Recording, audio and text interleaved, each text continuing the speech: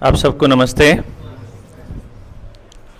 आज आपने कल और परसों की चर्चा में आप सब लोगों ने ये देखा कि आपके बच्चों को एक बेहतर भविष्य देने के लिए खाली एक चीज़ से बात नहीं बनेगी। आपको किसान के खेत में वो क्या डाल रहा है अपने खेत में, इस बात पर भी नोटिस करना पड़ेगा, क्योंकि जो ब्रेड आपको मार्केट में मिल रहा है, जो बिस्किट मिल रहा है, वो सब किसान का वो मटेरियल है जो वो बेचता है। तो यदि वो पेस्टिसाइड डाल करके बेच रहा है तो आपके बच्चों को जितना भी मटेरियल बाजार में मिलेगा, जो भी सब्जी आप खाओगे, अपने बच्चों को खिलाओगे, उस सारी में वो सारा केमिकल जो है वो साथ में आपके घर में आएगा। तो यानी कि आपको किसान की खेती पर काम करना ज़रूरी है अगर आपको अपने बच्चे बचाने हैं तो। इसी तरह से कल को उनको जीवन यापन के लिए तैयार करना है तो उनके स्कूल पर भी काम करना पड़ेगा, न्याय प्रणाली पर भी काम करना पड़ेगा कि कल को हमारे बच्चे के साथ कोई अन्याय हो जाए तो उस टाइम पर हम लोग क्या करेंगे, क्या स्टेप लें और कैसी व्यवस्था हमारी हो। और स्वास्थ्य, इस पर भी आपको काम करना पड़ेगा कि हम इस तरह का माहौल बनाएं जिसके अंदर हम लोग बीमार ही ना पड़ें। तो इस व्यवस्था के अंदर एक चीज और आती है, जो चीजें मैंने आपको बताई वो बताई शिक्षा, स्वास्थ्य, न्याय, राजनीति और खेती। राजनीति रह गई 5वें नंबर पर। अगर राजनीति पर भी हम लोग काम नहीं करेंगे तो फिर चोर, गुंडे, लुटेरे और पैसे वाले ही वहां पर बैठे रहेंगे और अपने लिए ही पॉलिसी बनाते रहेंगे, खुद के लिए, मतलब जनता के लिए और हमारे बच्चों के लिए कोई पॉलिसी नहीं बनाएगा। तो इसीलिए जब जनता सरकार मोर्चा कह लीजिए या अवेकन इंडिया मूवमेंट कह लीजिए या कोई दूसरा मूवमेंट कह लीजिए, जब वो जनता की बात करेगा, जब वो समाज को जगाने की बात करेगा, और जैसे मैं अगर बताऊं कि अनिंदो भाई थे यहाँ पर बैठे हुए, उन्होंने जब चर्चा किया, जो एकॉन उनका जो कॉन्सेप्ट है जिसमें वो सभी लोगों को इकट्ठे मिलकर के काम करने के लिए, कोऑपरेटिव सिस्टम में काम करने के लिए प्रेरित कर रहे हैं, चाहे वो सिस्टम है, आपको एक ऐसी व्यवस्था बनानी पड़ेगी जिसमें एक तो जल, जंगल, जमीन और जानवर, इन 4 चीज़ों पर अधिकार लेने का, जो फैसले लेने का जो अधिकार है वो स्थानीय लोगों का होना चाहिए, ना कि सरकारों का। तो किसी के पास भी इसका अधिकार ना हो कि मेरा पानी किसी और के हाथ में हो, किसी और के काबू हो, है ना, मेरी जमीन कोई और काबू कर ले, मेरा जानवर, मैं कितनी गायें रखूंगा, कितनी भैंस रखूंगा, कितने कुत्ते पाल सकता हूं, ये सब जो है वो सरकारें तय करने लग गई हैं, है ना। तो जंगल भी आपका विकास होने के लिए, किसी भी फैक्ट्री को बनने के लिए कभी भी काट दिया जाता है, आदिवासियों के जंगल उजाड़ दिए जाते हैं। इस तरह से अगर इस भारत की सभ्यता को बचाना है तो जल, जंगल, जमीन, जानवर बचाने होंगे और स्थानीय लोगों को ही उनसे संबंधित फैसले लेने के अधिकार देने होंगे। दूसरा जो मुख्य उद्देश्य है वो ये है कि शिक्षा, स्वास्थ्य, न्याय, राजनीति और खेती, इन 4 चीज़ों में आप लोगों को पूंजीवाद को ख़त्म करना पड़ेगा और जो आम जन है, जो आम जनता है, उसकी भागीदारी बढ़ानी पड़ेगी। मतलब जब हम लोग मिलकर के सारे इन मुद्दों पर काम करेंगे तो जाके हम पूंजीवाद को यहाँ से बाहर खदेड़ सकते हैं। नहीं तो हम अपने जीवन का मैक्सिमम समय बचपन से लेकर बुढ़ापे तक अगर हम कमाएंगे और हम कंपनी के हिसाब से या प्रचार के हिसाब से जो ये लोग तंत्र में खर्चा करवाते हैं हमसे, अगर इनके हिसाब से हम खर्चा करके अपना घर बनाएंगे और अपना जीवन यापन करेंगे, यानी कि हम अगर अपनी जीवन शैली को कंपनी बेस्ड बना देंगे तो अपने जीवन की सारी पूंजी हम लोग कंपनियों को ही देते रहेंगे।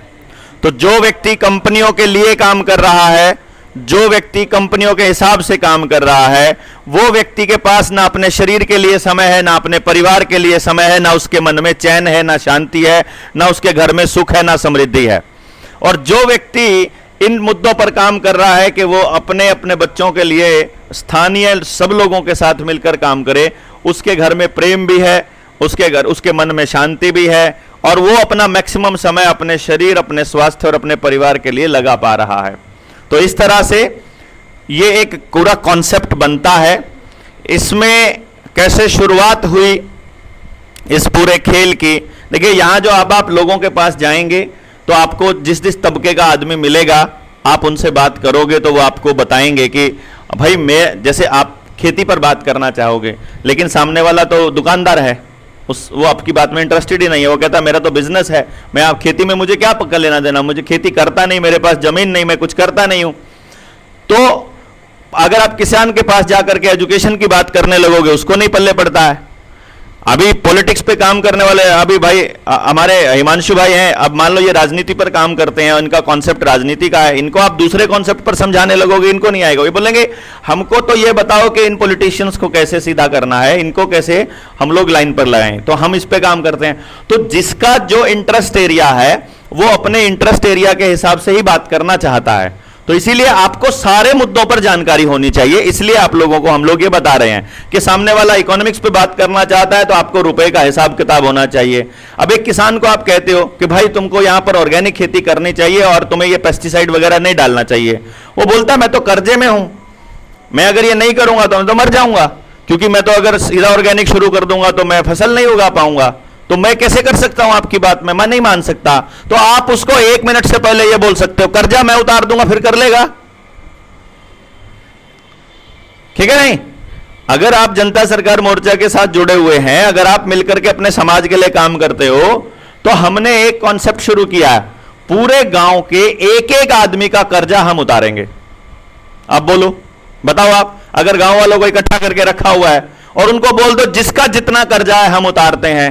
अब आप अपनी खेती सुधारने को तैयार हो, अब आप अपना स्कूल सुधारने को तैयार हो, कौन होगा जो आपके साथ नहीं आएगा? बताओ, है? एक भी आदमी ऐसा नहीं होगा जो आपके साथ नहीं आएगा। और कोई सी पॉलिटिशियन की औकात नहीं है कि वो ये कह सके कि मैं तुम्हारा कर्जा उतार दूंगा। और माफ नहीं करवाएंगे हम किसी को, भीड़ बुला करके माफ नहीं कर रहे हैं, कानून के हिसाब से हम लोग चुकता करेंगे एक एक रुपया। तो इसलिए आपको रुपए के बारे में पूरी जानकारी होनी चाहिए। उसके लिए हमारे पास वर्मा जी बैठे हुए हैं। फिर कोई पॉलिटिशियन आता है आपके गांव के अंदर, आपको भड़काने लगता है, वो कहता है ऐसा करेंगे हम, ऐसा करेंगे हम, ऐसा करेंगे। तो आपके पास अगर राजनीति की पूरी समझ है और हमारा एक भी आदमी अगर ट्रेनिंग लिया हुआ वहां पे बैठा हुआ है, तो वो 1 मिनट से पहले सभी के सामने खड़ा होकर के उससे सवाल पूछ सकता है, ये मुद्दा है, ये मुद्दा है, ये मुद्दा है, ये मुद्दा है, तुम इस मुद्दे पर हमको व्हाइट पेपर जारी करके दो, तुम इस मुद्दे पर एफिडेविट लिख करके दो, चुनाव के बाद तुम लोग ये करने वाले हो, कैसे करोगे बताओ हम लोगों को सबके सामने। एक दिन निकाल करके आओ, बताते हैं। सारी विधानसभा को बुला लो, वहां पे बताओ, है तुम्हारे पास कोई ब्लूप्रिंट है क्या, या खाली खाली बोलने की बात कर रहे हो? हमारा जंगल कैसे बचाओगे, हमारी जमीन कैसे बचाओगे, हमारे जानवर कैसे बचाओगे? सवाल तो पूछने वाला आदमी चाहिए ना। तो वो आपको मालूम होना चाहिए मुद्दा। सारे पॉलिटिशियंस भाग जाएंगे, सब जो चोर होंगे वो सारे भाग जाएंगे। केवल ईमानदार पॉलिटिशियन ही आपके सामने टिक पाएगा। सच्चा पॉलिटिशियन है केवल वो टिक पाएगा, दूसरा कोई पॉलिटिशियन आपके सामने नहीं टिक पाएगा, अगर आपको राजनीति की पूरी समझ है तो। इसी तरह से जब आप व्यवस्था परिवर्तन की बात करते हो तो आपके पास आपको यह मालूम होना चाहिए कि व्यवस्था परिवर्तन करना क्या है। जब मैं ये कहता हूं कि बिजली की हमको जरूरत नहीं है, तो कोई आदमी आपको यह कह सकता है कि यार तुम तो हमको 50 साल पीछे लेके जाना चाहते हो, है ना? अब हमको यह समझ में आना चाहिए कि हम ये नहीं कह रहे हैं कि बिजली को हमने नकारना है, लेकिन हम ये कह रहे हैं कि हमें बिजली के ऊपर डिपेंडेंट नहीं होना है। बिजली के ऊपर डिपेंडेंट होने के कौन से नुकसान हैं वो हमको पता होना चाहिए। कि अगर आप अपने हाथ से लकड़ी की मदानी से दूध को, उस दही को मदते हो और उससे घी मक्खन निकालते हो, वो मेडिकेटेड घी है। और आपके एक्सरसाइज हो रही है कंधे की, मतलब आप उसको अगर आपने हाथ से कर रहे हो, तो अगर आप मशीन से उसको लगा देते हो, उसमें केवल और केवल नेगेटिव एनर्जी रहेगी। तो आपको अपने बच्चों को क्या देना है समझ लो। आपको जरूरत है क्या बिजली की? इसके लिए जो चक्की में जो आटा पिसता है, अगर वो स्पीड से पिस रहा है तो वो गर्म हो जाता है। गर्म आटा के सारे पोषक तत्व खत्म हो जाते हैं। कबाड़ होता है वो, पैकेट वाला जितना खाना होता है कबाड़ होता है वो। कबाड़ मतलब तो हम अपने बच्चों को कबाड़ खिला रहे हैं। उससे बढ़िया हम सुबह आधा घंटा अपने हाथ की चक्की से अगर उसको पीसते हैं, मोटा दाना निकलेगा, गर्म नहीं होगा, सारा पोषण उसके अंदर होगा, पेट में जितना जाएगा सारा हजम होगा। तो अब आपको इतना बताना है, आपको जरूरत है चक्की की। कम्युनिकेशन के लिए भी यदि आप अपने गांव से दूर कहीं बैठकर कम्युनिकेट करना चाहते हो, अमेरिका करना चाहते हो, दूसरे शहर में करते हो, तो कम्युनिकेशन जरूरी होता है। आप आए हो अपने घर से यहां 15 किलोमीटर, 10 किलोमीटर, 5 किलोमीटर, शाम को चले जाओगे। कम्युनिकेशन के लिए आपको जेब में मोबाइल रखने की 24 घंटे जरूरत कहां है? है क्या? 24 घंटे रखने की जरूरत नहीं है। हम नहीं कह रहे कि मोबाइल को उठा करके फेंकना है, फेंकना पड़ेगा आखिर में एक दिन आपको, लेकिन धीरे धीरे उसकी आदत को कम करना पड़ेगा, तब जाकर के बात बनेगी। और मैंने कल आपको ऊर्जा कैसे चेक करनी है कौन से सामान की, वो आपको मैंने कल बता ही दिया। इस तरह से जब आप गांव वालों को बताएंगे, उसमें आपको कुछ विरोधाभास वाले सवाल उठ करके आएंगे, आपसे वो कहेंगे कि ये लोग ऐसा नहीं हो सकता, ऐसा नहीं हो सकता, हम सड़कों को ऐसे नहीं कह सकते रिजेक्ट, हम ऐसे नहीं बोल सकते। तो वो चीजें जब निकल के आएंगी तब आप लोग हमसे सवाल पूछोगे कि भाई ये सवाल आ रहा है लोगों का, इसका क्या जवाब देना है, तो उस पर भी जवाब देंगे। उससे पहले इस पूरे के पूरे सिस्टम को आपने समझ लेना है। तो आपको सारे मुद्दों पर पता होने चाहिए।